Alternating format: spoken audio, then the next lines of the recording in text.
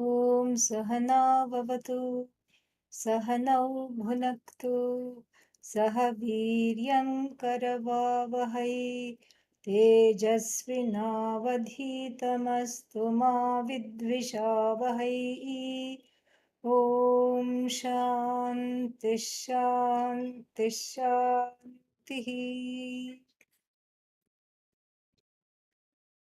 अज्ञस्य विज्ञस्य च विश्वमस्ति पूर्वस्य दृश्यं जगदेव सत्यं परस्य दृश्याश्रयभूतमेकं सत्यं प्रपूर्णं प्रविभात्यरूपम् विधेः प्रयत्नस्य च कोऽपि वादः तयोर्द्वयोर्मूलमजानतां स्यात् विधेः प्रयत्नस्य च मूलवस्तु सञ्जानतान्नैव विधिर्न यत्नः.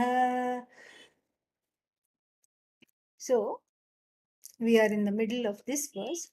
Agnyasya Vijnasya cha Vishwam Asti. Both the Agnya means the one who doesn't know what?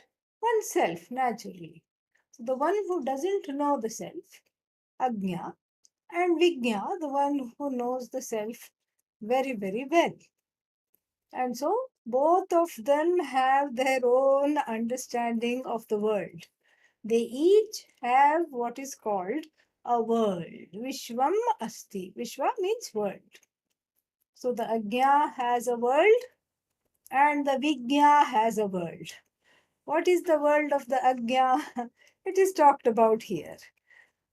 Purvasya, for the Agyasya, Drishyam Jagadeva, Drishyam Jagat Eva Satyam. The seen world, the contacted world, the world that is an object of these sense organs, the sense objects, that the world that comprises the contacted objects along with the sense organs, that is the world that is seen, that is experienced, that is daily contacted. And so that is the world for the Ajna. So what is wrong with that world for the Ajna? What's wrong? Tell me. There is nothing wrong. Well, nothing wrong. Only thing is, if that's the only world, then we are in trouble. Yeah. For the Ajna, that's the only thing that constitutes the world. And for the Ajna, one more thing which is not mentioned, but which we have to take into account very well, is that the Ajna looks at the world along with one's own desires. There are glasses of raga and dvesha which the Ajna wears and then comes to conclusions about the world. I hate this, I love this. This one is mean to me, this one is nice to me. This one is an idiot because they are coming in the way of fulfilling my desires. This one is okay because they are giving me what I want right now. This is how the Agya's world is. So, in a way, that's why in the last verse, what was the Agya referred to as Jada? Nya Jadau. Jada. Jada means inert. Worse than animals also. Why? Because at least the animals live happily, in the world of Bhagavan. They live in Ishvara's world without any problem. They live in Ishvara's world, they live in God's world. And the animal does not, in other words, flout the universal laws. That is a very, very important thing. In fact, no other life form in the whole world flouts universal laws, Ishvara, which we call Ishvara, which we call God. For us, These laws are not mandates of God, they are manifestations of God. And so they don't flout. You look at you look at the dog. Dog will behave like a dog. Its puppy will grow up to be another dog. And it will do doggy things. And it will behave in certain ways.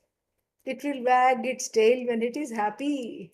It will growl when it is angry. This is what it will do. And but it will not go against the laws of Ishvara. Why? Because it is programmed to go along with the laws. The tree also doesn't say, the oak tree doesn't say, I'm tired, I'm tired of being an oak tree. And grandfather oak tree, grandmother oak tree, great grandmother oak tree, great great grandmother oak tree, oak tree, oak tree, oak tree, oak tree, oak tree. How boring from so many generations. And living in the woods. I'm tired of living in the woods. I'm going to pick up and go and relocate at the beach. Never will it do that. Never will it do that. And so you look at all the life forms, they are living in the Vyavaharika world. They are living in the empirical world just as it is, more or less. They may have a few projections. They may have some, they may make some mistakes, but for the most part, they are living in the objective world. But this Agya, the human being who doesn't know oneself, this Agya who is known as Jada, inert in the last, in the last verse, is not living in Ishvara's world. Why? Living in one's own world. That's why, what did the verse say? Yeah, Agnyasya Vishwam Asti. He or she lives in his own world. It's not a world that is objective, a world that is subjective based on one's own conclusion. This is what it has to be. This is who I am. This is how I have to go. This is where I have to stay. This is, this is what I want to do. These are the people I don't like and I have to keep them far away. This is the person I want to be in my life and that is what I have to do to get them. And once I have got them to come to my life, then I have to make them stay in my life. So these are lot of pressures. And with all these pressures, the person lives the whole day trying to run towards something or trying to run away from something. That becomes the person's main goal. Trying to run towards comfortable situation, whatever that is, however that is defined by the person, comfortable people, comfortable situations, and then trying to get away from uncomfortable situations and uncomfortable people. Again, that the definition of uncomfortable is again extremely subjective. This is the sum total of the person's life. What a travesty! Because living in this kind of a bubble of one's own raga and dvesha, strong preferences and strong prejudices which make up this world, one is away from oneself. One is away from God. There is alienation, misunderstanding, disconnection, sorrow, and separation anxiety. What more do you want? Nothing more to want here. Everything that you don't want has come. In the process of trying to ward it all off, all of it is here. You don't want to be alienated, you are experiencing alienation. You don't want to be disconnected, you feel disconnected. You don't want to be away from the whole, you feel all finite and limited. This is the situation. And so the therefore this is very important to examine what is it that makes this person who doesn't know the self, live in this kind of a subjective world of wanting things, needing things, etc. What is it that makes this person like this? And of course, the answer always is Atma Ajnanam, self ignorance. And so that's why it is Agya. The one that is endowed with self ignorance will go about, living in a subjective bubble of one's own projections. In other words, the person is not living in Ishvara's world, but in one's own world. So this is the problem. Whereas the Vijna, the one who knows, for the one who knows, the Upanishad says that the world as we know it disappears. Oh no, world disappears means what? There is no world to talk of? Yes, there is no world to talk of because it's all myself.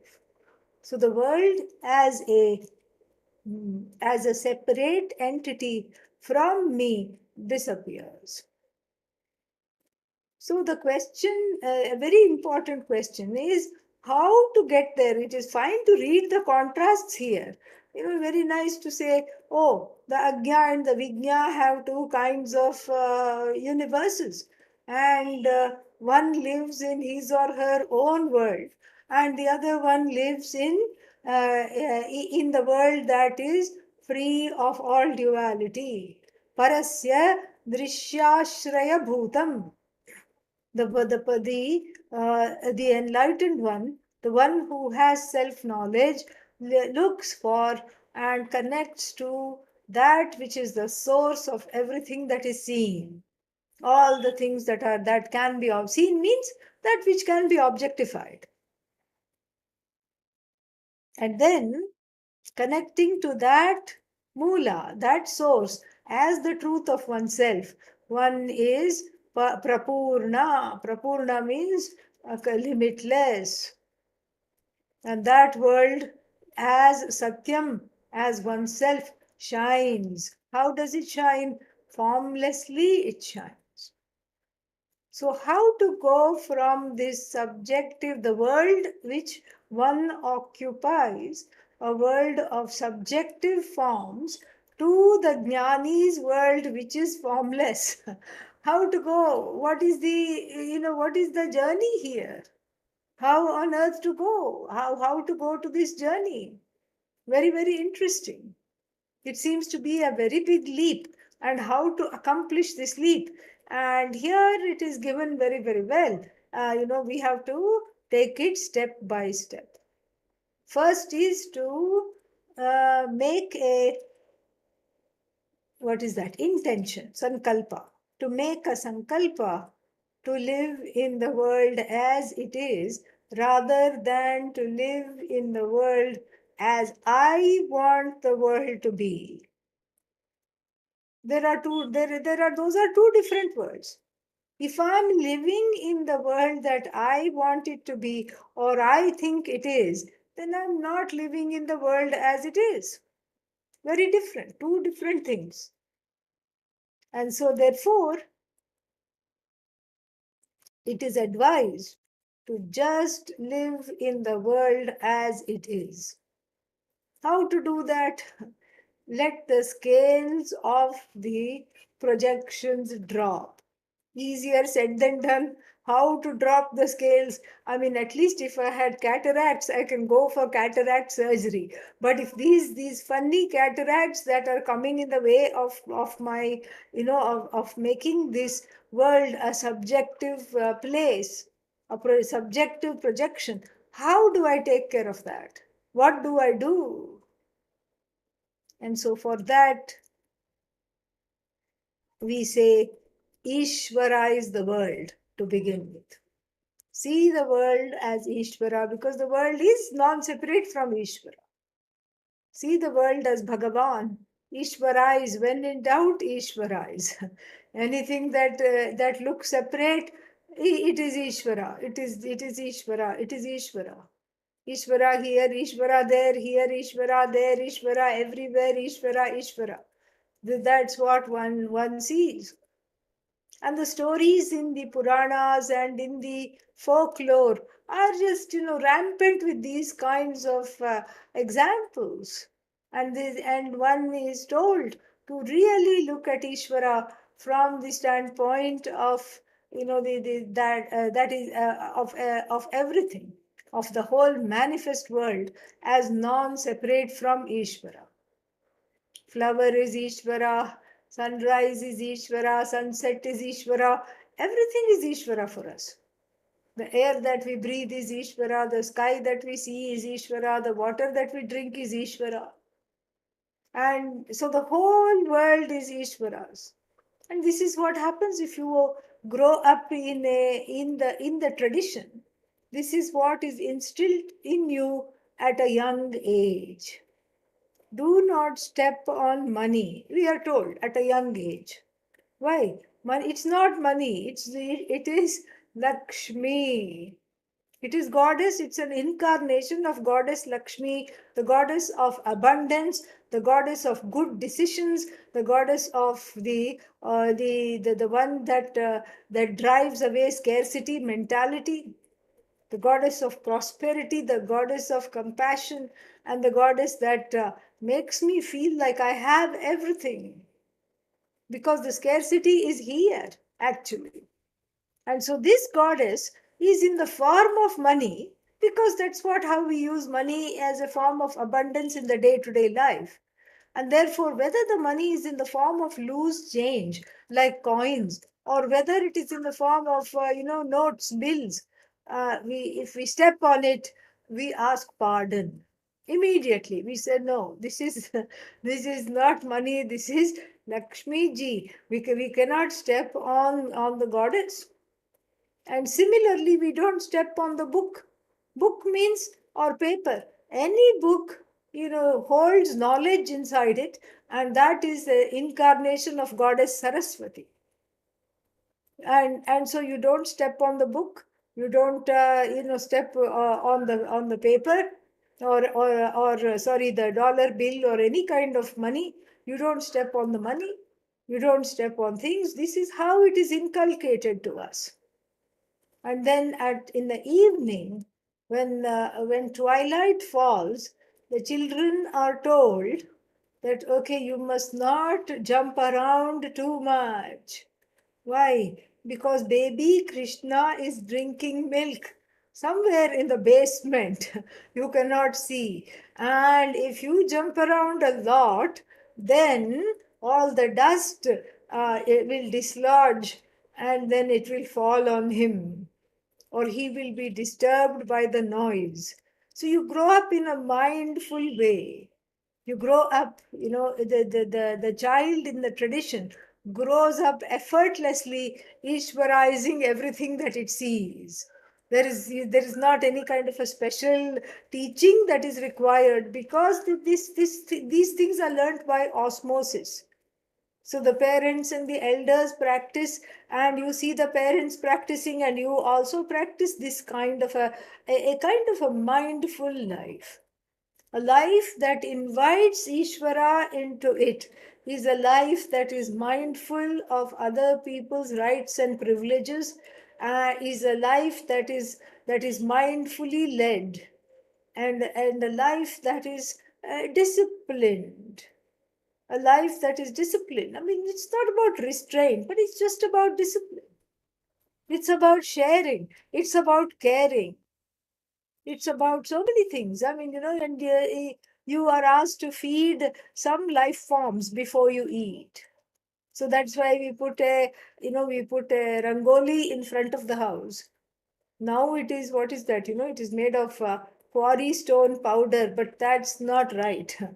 What it should be made of is rice flour. It was a natural form of pest control. All the things that would have otherwise come in the house searching for food are fed outside where you belong, stay there, and then we stay in our space, and we respect you, and you stay in your space. So that some design with the rice flour is made in front of the house. Every morning after it is washed, the front of the house is washed, even now it is done. and you put a little design there, and so this is one way. And before you eat, you just give some food to the birds, you leave some food out for the animals, then you eat. This is all Ishwarizing the universe. The whole universe is a yajna. Yajna means it's like a ritual of giving. Everything gives. The rivers give water to drink. The trees give fruits, flowers, seeds, leaves. The bushes give flowers.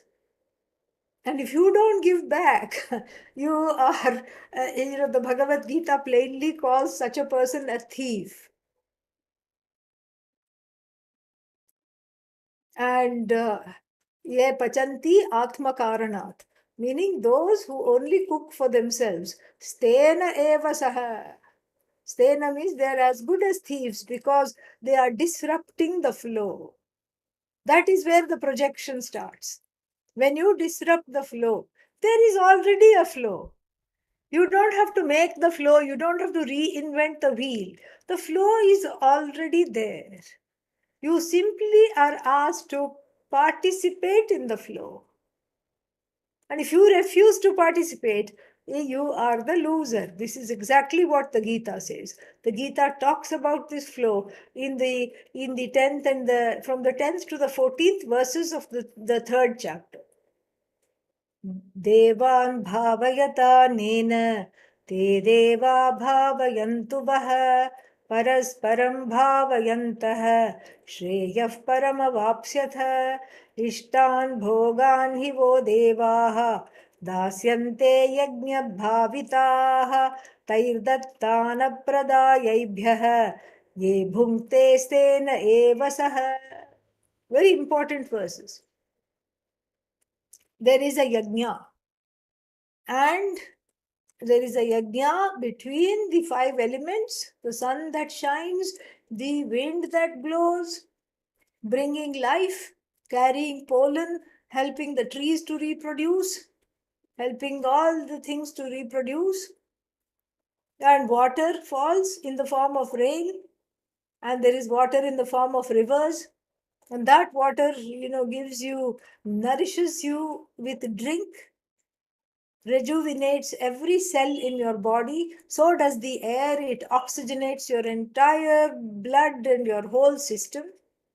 The sun gives you enough light during the day to it gives you vitamin D for free. You don't have to go to the shop and say which brand should I take, because it is already there for free.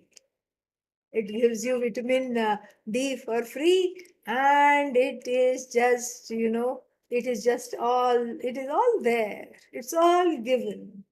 Desire to study, given. Classes, given. It's all there. But what is your duty?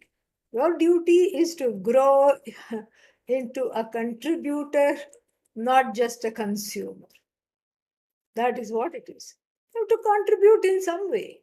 If you take, there is a disruption in the flow. Gimme, gimme, gimme. Always gimme, gimme, gimme. You have to give back. And some people naturally give back. For some others, you need a little bit of a goad. Okay, give. Then they give. And some people, like some people, what happens? Even if you goad, like the animal moves a little bit this side, then you goad from this side, the animal goes this side, and no giving takes place. But that giving in giving, there is growth. There is growth in giving, especially when you don't feel like giving. When you give, and when you feel like you don't have, then you give, then there is definitely growth. And so it is just beautiful to see, and you can try it out for yourself. So what happens is this: something very beautiful is there already in the world. There is pollination happening through the birds and the butterflies, everything, and of course the bees.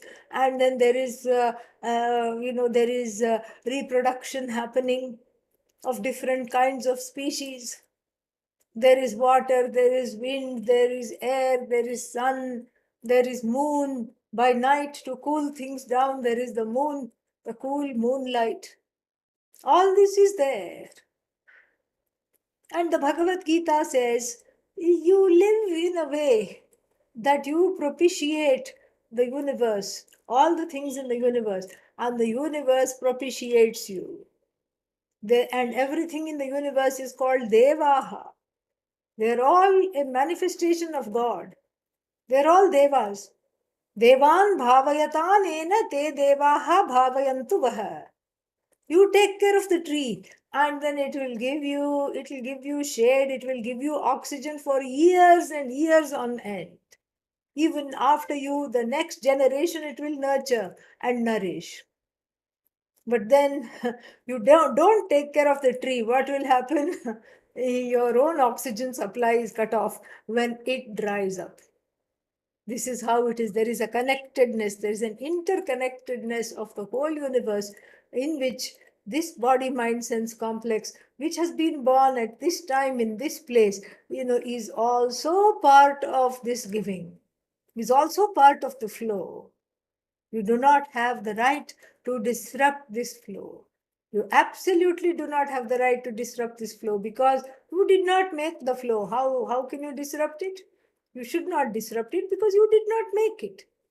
And so, parasparam bhavayantah. In this way, nurturing one another. You nurture the five elements. They nurture you. You nurture the trees and the animals. And they come to your aid when you need it. This is how the universe works. There is a silent yajna, a yajna of giving going on. And then parasparam bhavayantah shreyah param avapsyatha.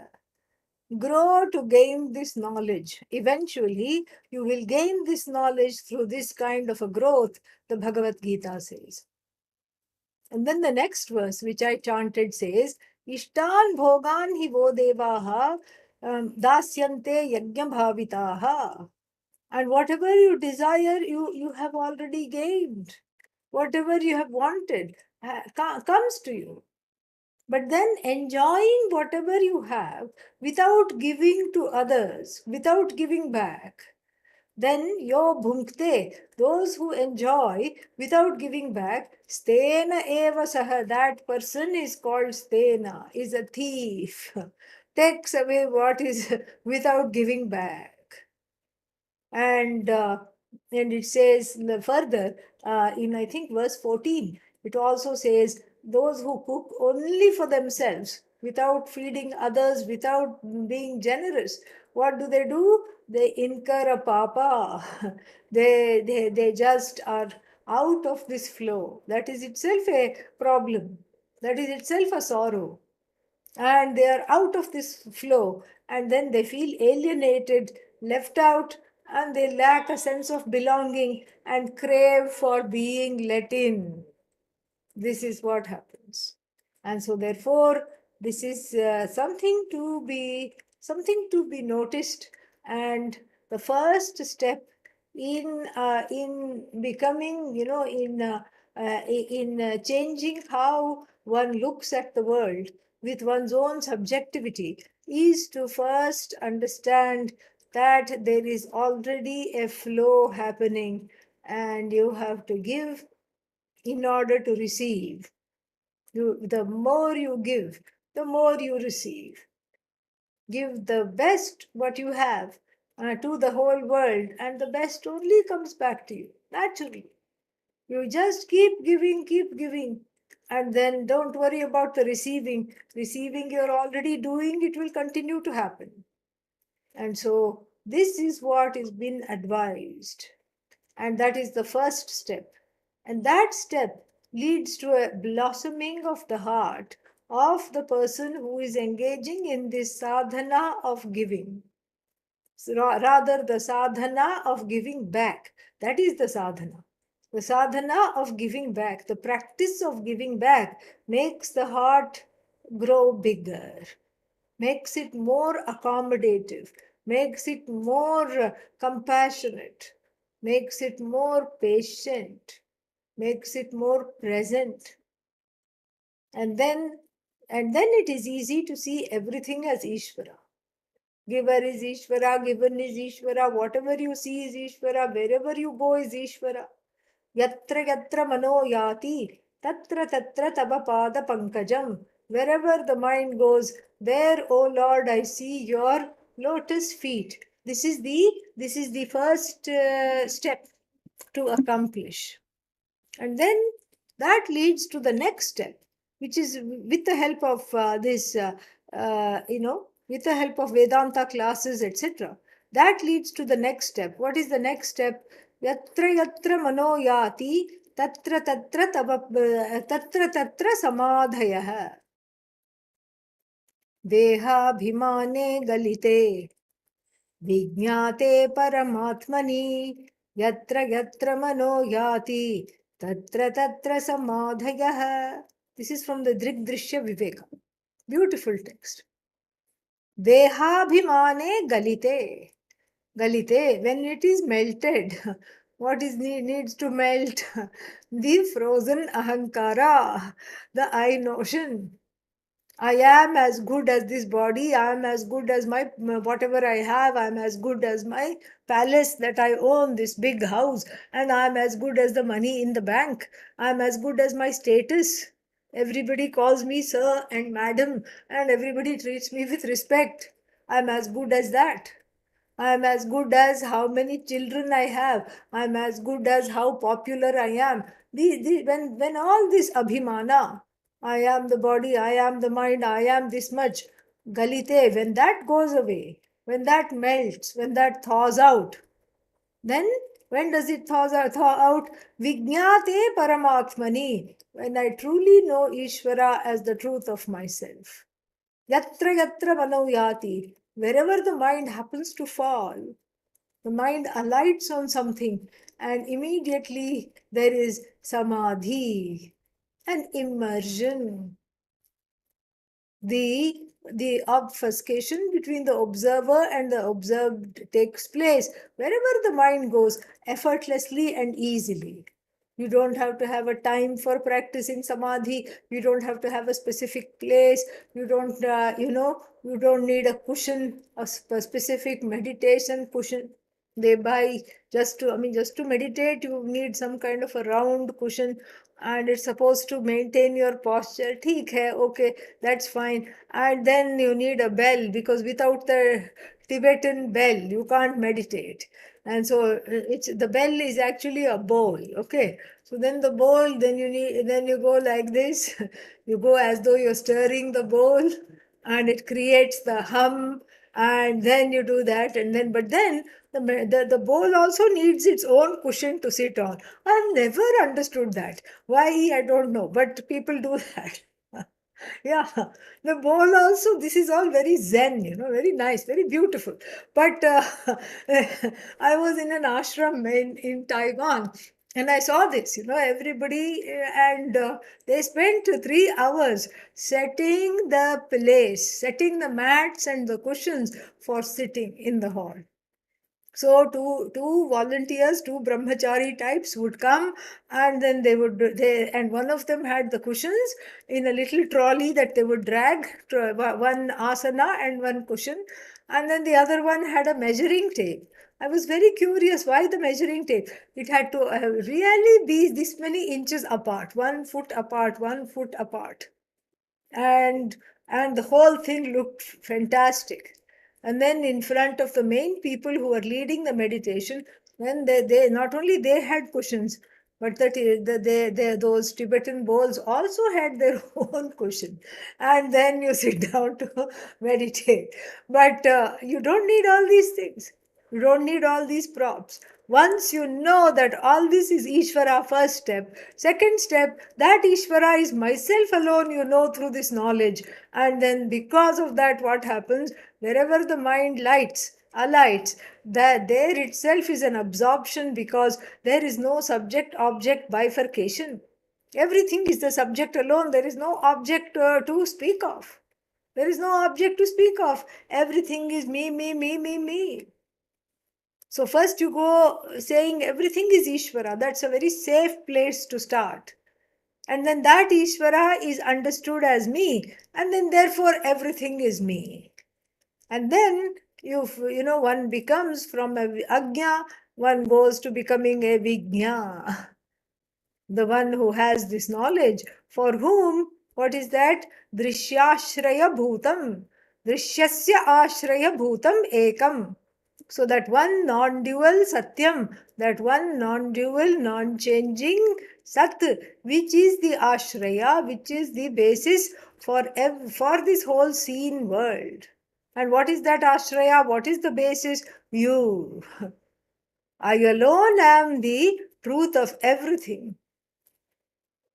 In me the world shines, and I have projected this world. I have conjured up everything that I want. And I have also conjured up the sources of my fear and sorrow. And then, the world is just so beautiful. If you look at it this way, it is just like, it is just like writing with an incense stick. You just write some names, you draw some figures, and then you make it go round and round, fast, fast, you twirl it and whirl it. And then when it stops and you start thinking, oh, I'm creating spirals. I'm making jalebis in the night, with this with this orange light.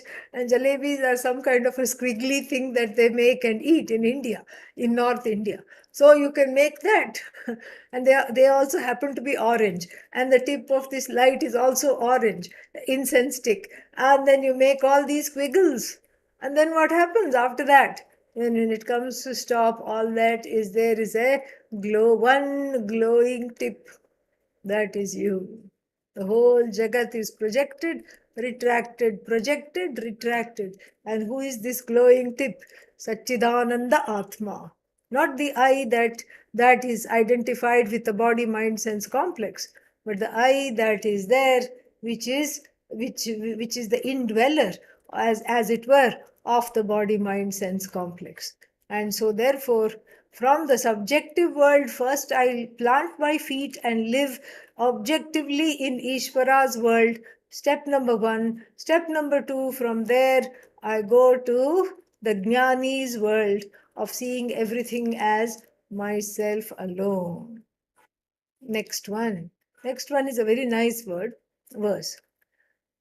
विधेः प्रयत्नस्य च कोऽपि वादः तयोर्द्वयोर्मूलमजानतां स्यात् विधेः प्रयत्नस्य च कोऽपि वादः तयोर्द्वयोर्मूलमजानतां स्यात् विधेः प्रयत्नस्य च मूलवस्तु सञ्जानतां नैव विधिर्न यत्नः विधेः प्रयत्नस्य च मूलवस्तु सञ्जानतां नैव विधिर्न यत्नः. Fantastic verse. So this wades into the age-old, what is that called? Age-old vada. Vada means argument between vidhi, which means fate, destiny. And then prayatna means one's own effort. Between effort and fate, which comes first? That's like asking whether the tree came first or the seed came first, or chicken came first or egg came first. How can you say which one should come first? How can you trace its origin? So vidhi, fate, and then prayatna means you can take it as free will, self-effort, which is based on free will. So the arguments between fate and free will have been going on for ages and ages and ages. In fact, it is a very fateful argument about fate and free will, because they will never stop arguing. Because there are many pakshas, many sides in this kind of a fight, verbal fight. What is that? There is an eternal debate. Which is stronger? Free will is stronger or destiny is stronger? and then one side of the argument is like this, what will they say? My fate today is due to my effort yesterday. Because I put effort yesterday, therefore my destiny today is good. Or because I didn't put effort yesterday, my destiny today, that's why I'm in this predicament. So the one start, the one of them can be expressed like this: my fate today is due to my effort day before yesterday, but my fate today, my free will of today will become my fate tomorrow. So this is how the argument goes with them. And the counter argument is this: the effort I put in today is already restricted because of my fate from yesterday. So then that's why I'm not able to put effort. Why? Because I have some problems. I told you I have Jupiter in the wrong house. Jupiter is sitting in the eighth house. And so therefore I'm not interested in Vedanta. You can't blame me for that. you know I'm not interested in Vedanta because of Jupiter. If God wanted me to study Vedanta, God should have put Jupiter in a good house. Why hasn't God put Jupiter in a good house? It is God's fault, not my fault. So it is all fate. It is all fate. Everything is fate, fate, fate, fate. And I said it's a very fateful argument. Fatal argument, really. Don't go there. And then the other person who is very, what's that, doesn't believe in karma, very irreligious or a-religious, whatever you want to call it, and they, agnostic, and they will say, oh, no, no, no, it's all free will. It's all my free will. That's all it is. And so this kind of an argument goes on and on and on and on. You cannot win. Just like you cannot win if you were to ask the question, is it the tree that came first, or is it the, or what happens, seed? Yeah, I was going to say, is it the tree or the chicken? I'm mixing metaphors here. Okay, chicken, egg, and then tree and seed. So if you were to ask which came first, you will be here. We'll be here forever.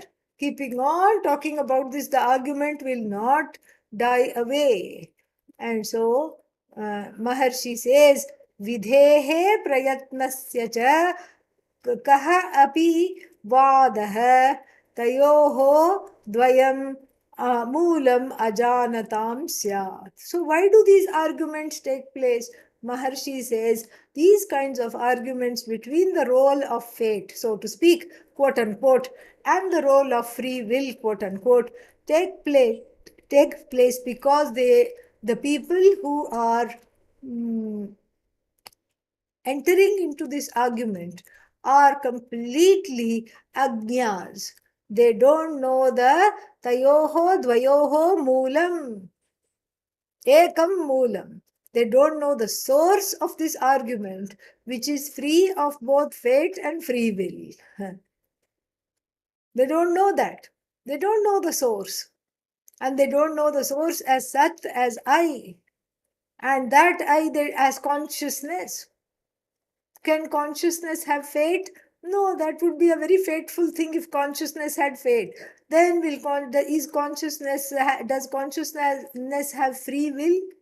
That also you cannot say yes, because if consciousness had free will, it would become a doer.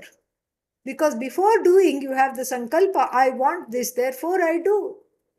So it has no free will, and it has no fate because it has no karma, or because it is not subject to birth and death. It doesn't have any karma that have to express itself. It is free of karma. It is free of all kinds of issues. It is nothing there. Absolutely nothing there. And so this whole thing called fate, this whole thing called free will, is coming from Atma Ajnanam, he simply and plainly tells here. Then what? Vidhehe prayatnasya cha moola vastu. Sanjanatam naiva vidhihi na yatnah. When you know that consciousness as yourself, that awareness, when you know it as yourself, that existent, sentient awareness which is limitless, when you know it as yourself, then where is the question of fate? Where is the question of free will? Neither fate exists nor free will exists. Now, this is a very difficult position to take, you know. It requires a lot of study to get to this place of saying there is no such thing as fate. And then not only is there no such thing as fate, there is no such thing as free will either. Because it's a very drastic position, it's a very matured position, emotionally matured position, and it's going to take a take some kind of a what's that, take some instruction, some exposure to Vedanta in order to come to terms with this. And and so where to start? First of all, let us look at this concept called fate. Let us look at both of them. Let us look at their mithyatvam, or see how they really fall apart when you try to analyze them. People are so afraid of karma. Oh my God, something is happening.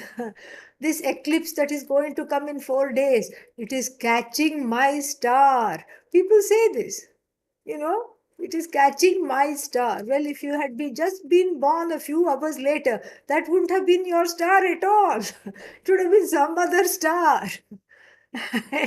And so no, it is catching my star. I'm afraid. This is terrible. So what? No, we need to do something. Okay, what shall we do? Let us do Homa. All right, we did the Homa. Still, I'm afraid. Still, something is bad is going to happen. And so, this is all the fatalistic person. Fate, fate, fate, fate, fate. And then, so this is, so the fate means what? Karma. Karma means what? Well, the cause of birth. Birth means what? Atma Jnanam, naturally. Because there is birth, the birth is because of Atma Ajnanam, not knowing the truth of oneself, that is Atma Ajnanam, self ignorance. Because of self ignorance, there is birth. And then again, it's a circular argument. Because of birth, one does all kinds of unsavory things. And then during this lifetime, and then one catches karma. Forget the star catching your the eclipse catching your star. You catch karma as a result of wrongdoings, as a result of going against dharma. You catch certain karmic, you have a karmic portfolio, and there is so much karma that it cannot be exhausted in one life. So it goes into a secret bank account, Sanchita. And then from there it is distributed thoda, thoda, thoda, little by little by little, bit by bit, life after life after life. Endless numbers of life. If you've had one human life, the belief is that there are endless numbers of life. So then this is karma, enough to make one go under the covers. This fact itself is enough. Oh no, how can this be? How will I live? How much karma can I handle?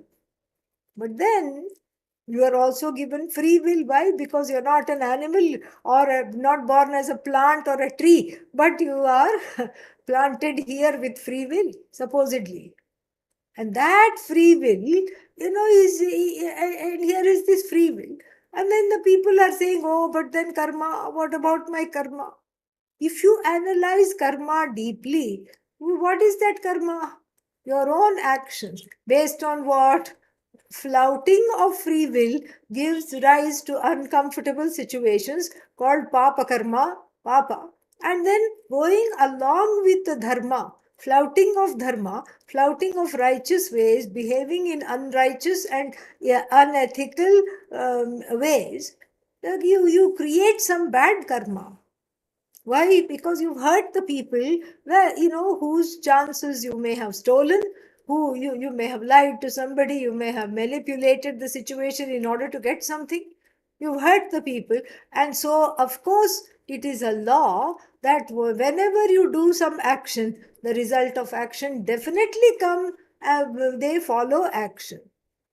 So then when you were getting ahead in life, let's say in the last life, doing as you wanted, somebody was getting ahead, doing as they wanted, and then flouting laws left, right, and center, hurting people, then what was that?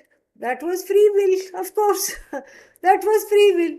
Your own free will is coming back to you as karma. That is what you have to understand. It's not some other karma because God is angry. This is another thing I hear all the time. How to make God happy? Well, you know what? That which doesn't need to be made happy is Bhagavan. All right. Because Bhagavan is naturally happy. People say how to make God happy. Maybe I should take Goddess one sari. Goddess, very, very sorry to tell you this, but Goddess is not waiting for your sari. Okay. Yeah. So this is again one's own projections. Which is powerfully put, in even Bhagavan is not spared of the projection. Why? Because Bhagavan is seen as the giver of the results of action. True, but they are your own actions, your own results. Because you violated the dharma in the last life, they are your own deserts, just deserts. And so therefore you cannot blame Bhagavan, because that which is Bhagavan, the Bhagavad Gita tells us, is free from Vaishamya Nairghrinya dosha. Vaishamya dosha means partiality. Ooh, I like this one because she offered me laddus, and thrice a week she is offering me laddus. No Ganesha says that, okay? Even though Ganesha is seen as a foodie, but still, this one I like, and the other one just, gives some dry fruits. And so I am going to give her more and him less. No such thing. This is called Vaishamya dosha. Bhagavan is free of partiality because Bhagavan doesn't have an agenda for you. Bhagavan is non separate for you from you. How can there be an agenda really? And then this is Vaishamya dosha. Then Nairghrinya dosha means Bhagavan actively hates certain people. That also is not true. Because in certain theologies, they are at a loss to understand why God is favoring certain people and not others. But here we don't have a God that is separate from the universe. We have to understand that. Or separate from the jivas. And the jivas, the individuals, are not seen as creatures of God. The jiva is not a creature of God. Not at all. The body mind sense complex, yes, it is part of the created universe, but that indweller is Bhagavan alone. That indweller is Bhagavan alone. So we don't have this dualistic theology, thank God, because of which we can have a very matured understanding of this whole concept of fate and free will. So what we call fate is the free will of the life before, either earlier this life or in other life. The free will that was used improperly creates uncomfortable situations to encounter, exhaust, etc. And that is what we call fate. And then what is free will? Free will is that which I enjoy. But really, it's a misnomer because that we call free will is more often than not bound up in desires. Supposedly free will, but there is pressure. There is pressure to pursue certain things. There is pressure to do certain things. There is pressure to get certain things. So all our actions, one thinks one is free to do this, but one is not free to do this at all. There is very little flexibility. There is very little elbow room for the free will. The free will is bound up in all kinds of wants and don't wants, desires and fears. Raga, dvesha.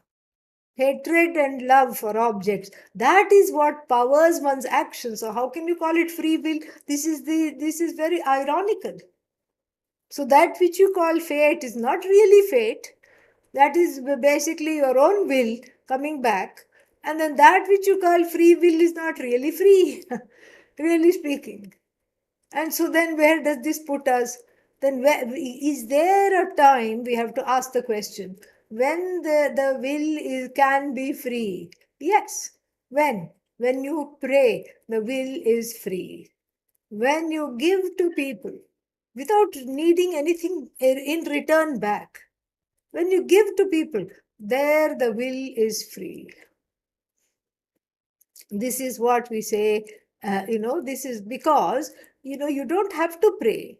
If something doesn't go your way, you don't have to pray at all. Why do you need to pray? You don't need to pray.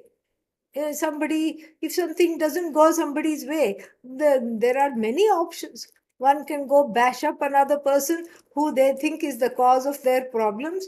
One can go rob a bank if it is shortage of money. One can go do some other nefarious activities, lie, steal, all kinds of things, take out people who are in the way of one's goals. All these things one can do, kidnap, abduct, all these things one can do. But instead, one decides to sit and pray. The will is free. The will is not bound up in all kinds of desires. And then when you do reaching out actions, purta karma, giving to people, when you give, then then also the will is free.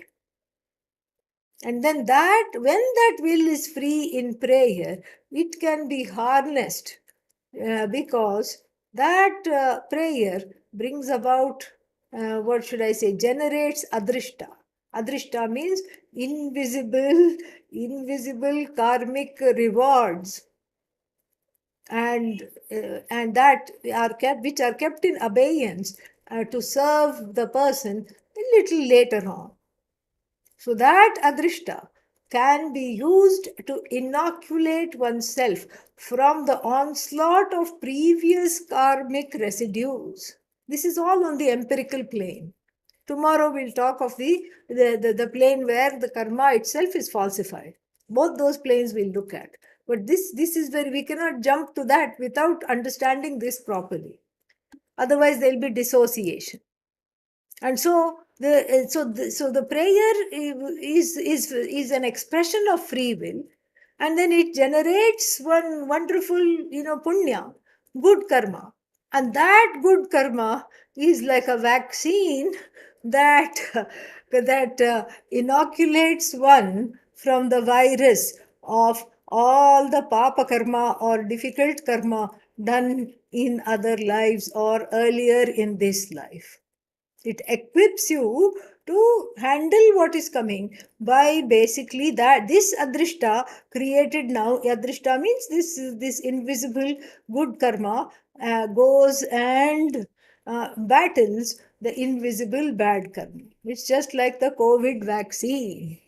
You can't stop at one. You have to get two, then you have to get a booster, then you need a booster for the booster. I don't know, then after that I suppose every 6 months you have to keep taking something. This is how it's going end up going to be.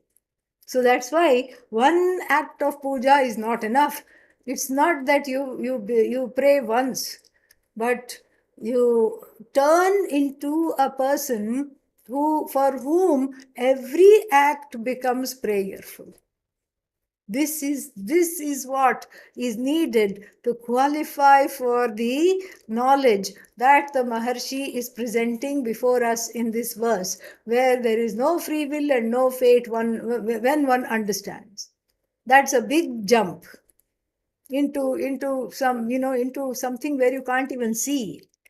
It's a big leap in the dark. It's like a quantum leap. But the bridge to that, what the vision of Vedanta, which is presented so eloquently by Ramana Maharshi, the bridge to that is to grow into a person for whom every action is prayer. Everything is prayer. And that is the person who is able to assimilate this knowledge. So, one grows from being a person who prays to a person who is prayerful. Meaning, when the person prays, it's an act, it's a series of discrete acts. But when the person is prayerful, when you are prayerful, that means every act is worshipfully done, and every act is a prayer, is a giving. And then from that bridge, it is very easy to reach the shore of no fate, no free will. And we'll see that tomorrow. Om Purnamadah Purnamidam Purnat Purnamudachyate Purnasya Purnamadat Purnamudavashishyate. Om Shanti Shanti Shanti. Hari Harihi Shri Guru Pyo Namaha. Harihi Hari Om. Om.